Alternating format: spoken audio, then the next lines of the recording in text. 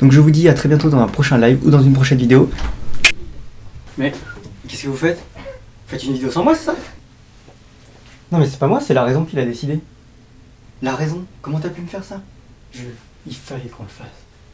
Comment ça il fallait qu'on le fasse? Regarde-toi, ça fait des jours que tu traînes avec la flemme à rien faire là. Il fallait bien qu'on fasse quelque chose. Tes abonnés attendent tes vidéos. Ouais bah je fais ce que je veux, ok? C'est quand même ma chaîne, c'est quand même mes vidéos, c'est quand même moi qui décide. Oui c'est vrai, mais je te rappelle que nous faisons partie de toi. Et que donc tes vidéos sont aussi nos vidéos. Que tes abonnés sont nos abonnés. Ouais bah moi j'ai besoin de temps pour faire mes vidéos, ok? Et puis regarde-moi ça, vous faites n'importe quoi. Genre là c'est un gros plan sans musique. Et en plus c'est l'indifférence qui joue. Comment vous avez fait pour tirer au sort et tomber sur le seul d'entre vous qui ne véhicule aucune émotion? Non mais c'est un truc de dingue quoi. Toi-même, ça fait des semaines que tu dis que tu vas tourner cette vidéo et tu fais rien. Je veux dire, on était tous d'accord pour faire ça. Je veux dire, on a la motivation avec nous, j'ai la joie, et même le cœur y est, ok? Non mais, t'as raison. J'ai déconné, et enfin, il a retrouvé la raison. On va se remettre au boulot. On va se remettre à bosser. T'as raison.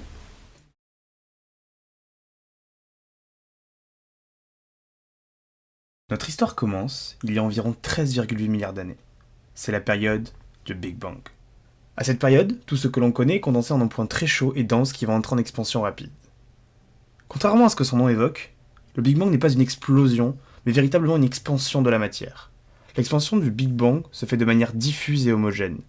La preuve de ça, c'est le fond diffus cosmologique qui est un rayonnement fossile, une sorte de dernière empreinte visible, vestige du Big Bang, qui est visible dans tout l'univers, comme une toile de fond, peu importe la direction dans laquelle on l'observe. Une autre idée reçue sur le Big Bang, c'est que ce serait le commencement de tout. En réalité, non, puisque comme l'a dit Lavoisier, rien ne se perd, rien ne se crée, tout se transforme. C'est-à-dire que tout était déjà là, avant. Le Big Bang n'est donc pas le commencement de tout, mais au moins le commencement de l'expansion de l'univers tel que l'on le connaît. C'est donc pour ça que nous commencerons par là. Suite au Big Bang et à la création de la matière telle qu'on la connaît, l'univers étant régi par 4 forces fondamentales qui ne sont pas le feu, l'eau, la terre et l'air, mais plutôt l'interaction forte, responsable de la cohésion des hadrons, composant des quarks, eux-mêmes composant des noyaux atomiques, qui donc forment la matière, l'interaction faible, responsable de la radioactivité et de la nucléosynthèse dans les étoiles, l'interaction électromagnétique, ça vous devez connaître, c'est la force qui fait tenir les magnettes sur le frigo, et la gravité, c'est la force qui cause l'attraction des corps massifs et qui nous fait tenir sur Terre.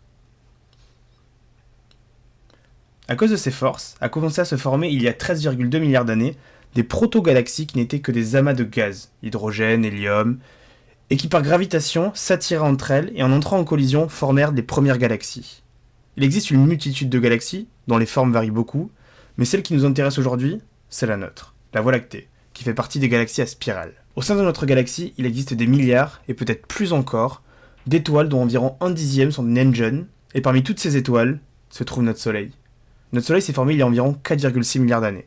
Il est composé d'environ 74% d'hydrogène, 24% d'hélium, et environ 2% d'autres éléments comme l'oxygène, le carbone, le fer, etc. Il représente à lui seul la quasi-totalité de la masse de notre système solaire, Jupiter représentant plus de la moitié de ce qu'il reste. C'est pour vous dire à quel point la Terre et ce qu'il y a dessus est infime. La Terre, parlons-en. Elle s'est formée il y a environ 4,54 milliards d'années. La plus grosse des planètes telluriques du système solaire. Eh oui, c'est qui a la plus grosse? C'est nous. À sa formation, la Terre est en perpétuel changement dû à son activité volcanique et au bombardement d'objets célestes issus de la formation du système solaire encore jeune. C'est d'ailleurs à cette période que se formera la Lune suite à une collision un peu trop violente.